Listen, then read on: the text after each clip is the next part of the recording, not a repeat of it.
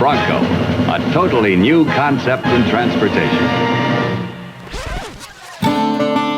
The Ford Bronco splashed onto the scene in the 1960s and became an icon for its rugged good looks and off-road prowess. Now, the nameplate has been resurrected, which brings us to this, the 2021 Ford Bronco. Today, we're setting our sights on this newest SUV from Ford to see if it can hack it as a modern daily driver. Plus, we want to find out what kind of fun we can have with it once the weekend rolls around. Hi, I'm Ryan from Edmunds. At Edmunds, we painstakingly test and review hundreds of cars each year, while CarMax experts buy, sell, and appraise thousands and thousands. We're combining our car testing knowledge with their experience to help you make the right choice on your next car.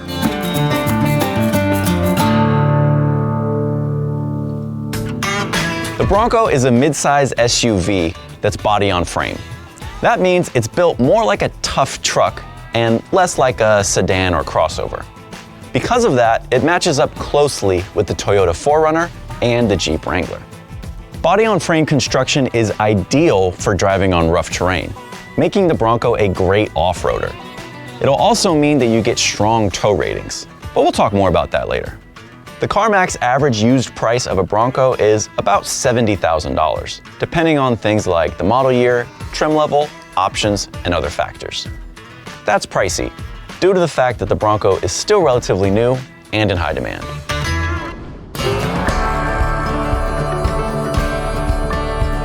There were lots of reasons to bring the old Bronco back. First of all, just look at it. This is classic Americana styling that makes an instant impression on the road. Check out the big, wide front grille, these cool tie-down points on the front corners, and a shoulder line that runs all the way from tip to tail. It definitely evokes the old Bronco while adding some nice modern touches. There are two basic configurations, a 2-door and 4-door. Plus, you can get it in a soft top or hard top. 30-inch tires come standard, but based on option packages, you can get up to 35-inch tires. 35-inch tires coming from the factory is pretty wild.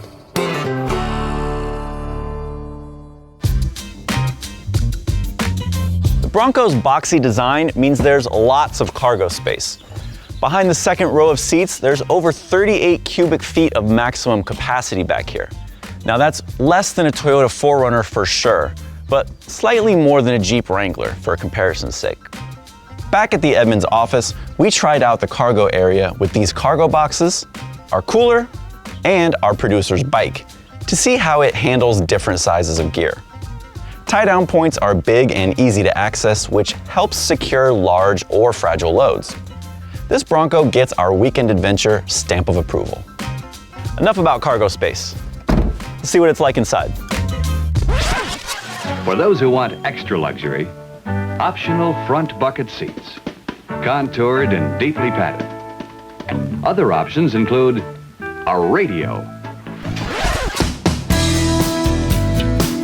Getting in and out of the Bronco takes kind of a big jump, which is typical for the class. And thankfully the Bronco has big grips here and here so you can hoist yourself inside. And this one comes with optional running boards to give you another extra boost. Once you're inside, the controls are big and easy to find, which makes the interior of the Bronco feel robust. It also helps if you're wearing gloves in the winter. And trust me, it gets pretty cold here in the soft top version. For those of you planning to get one of these and park it outside during the winter, you should carry gloves with you. One big plus is this driver's seat has a lot of adjustability. So that should help drivers of all different sizes quickly find a comfortable seating position. I also really like these big side windows because even though this is still a big bulky SUV, that helps quite a bit with outward visibility.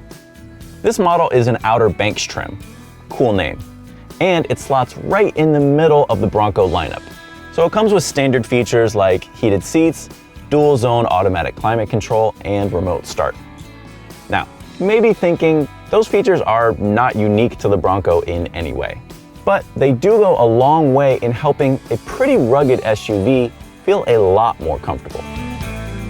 The Bronco has come a long way, especially in the interior.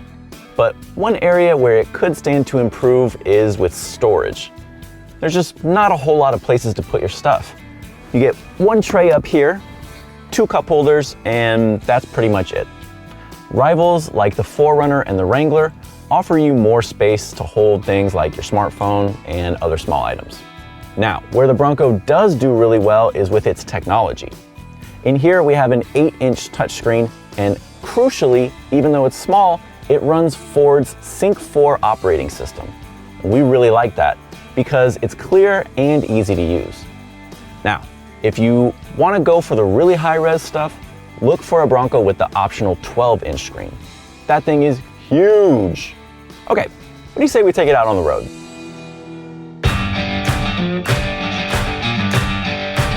The Bronco comes with your choice of 2 different engines. The first is a turbocharged 2.3-liter 4-cylinder engine. Now, that may not sound very big, but it actually comes with a lot of torque that helps the Bronco feel pretty lively on the road. Problem is, if you weigh it down with a lot of passengers or gear, or go up a steep incline, it can feel pretty sluggish. To remedy that problem, there is also the optional turbocharged 2.7-liter V6 engine that we have in here, and it comes with a lot more torque.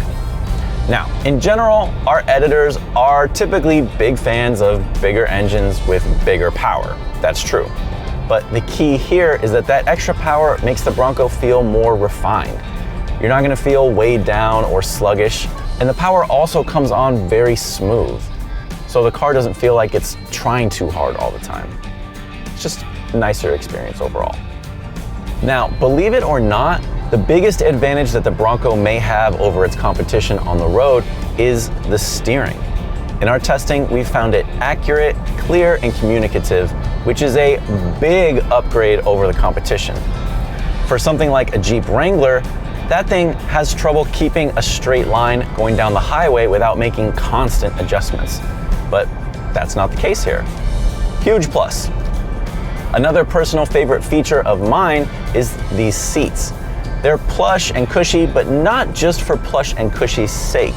They're comfortable in all the right spots, but also supportive, so you feel like it wouldn't be a problem to do a daily commute or take long road trips. And let's be honest, if you have a Bronco, you should plan on taking long road trips. That's kind of the point. But the biggest drawback, and you should have known there was a drawback coming, is the noise in here. The Bronco is just a noisy vehicle, period. You get a lot of outside noise from the wind and the road and other cars passing by. And granted, this is a soft top version, so there's not much insulating you from the outside world. But at Edmunds, we also purchased a hardtop Bronco to add to our long-term test fleet, and that has practically the same problems. It's the single biggest drawback of driving the Bronco on the road. Another uh-oh moment is when you see the Bronco's fuel economy ratings. The highest EPA estimate you'll find on a Bronco is 21 mpg combined. Not awesome, even by off-roader standards. And at the low end, you're looking at 17 mpg combined. Ouch.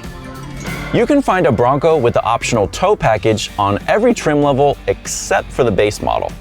And with the V6 engine that we have in here, you can tow up to 3,500 pounds. That's less than some competitors. But still, if dirt bikes, side-by-sides, or small trailer campers are your weekend thing, the Bronco has you covered. Part of the Bronco's origin story is that it won several grueling desert off-road races back in its day. So, can the new one live up to that iconic status? Let's find out on this trail.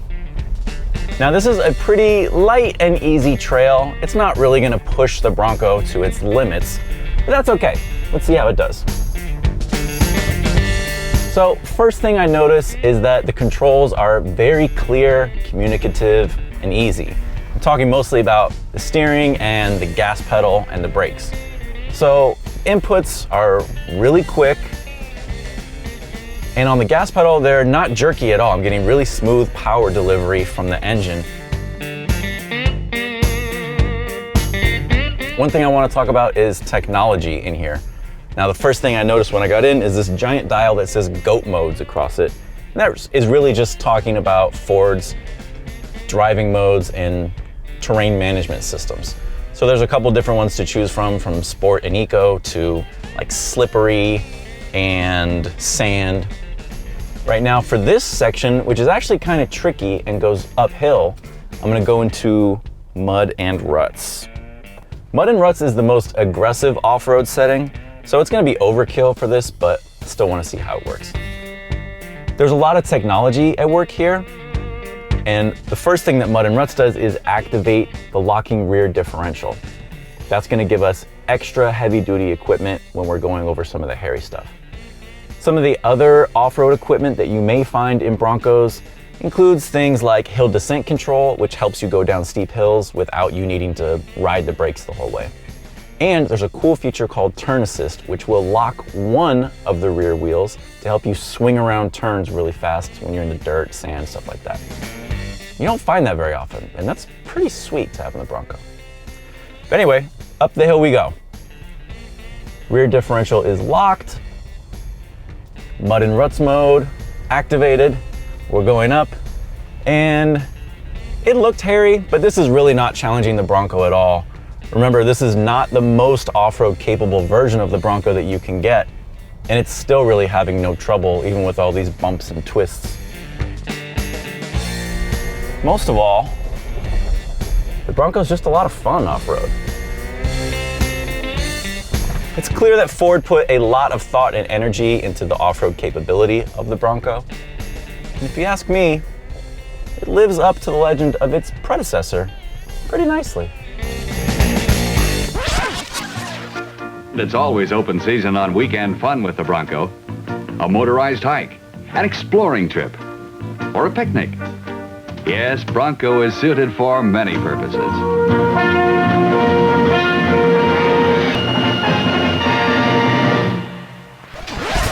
So there it is, the 2021 Ford Bronco, built for the newest of off-road enthusiasts, as well as those struck by nostalgia. Does it live up to the lofty name? Absolutely. Sure, the Bronco makes a few compromises in areas like comfort and fuel economy, but come on, what did you expect? The most important parts are that the Bronco looks awesome, has an easy-to-use interior, and it's one of our favorites in the class. Make sure you get behind the wheel of one of these before you decide on your next off-roader. That's all for today. Thanks so much for watching, and don't forget to click like and subscribe if you want to see more CarMax videos like this one. And if you'd like to read a full in-depth article about the Ford Bronco and all of its competitors, click the link in the description below.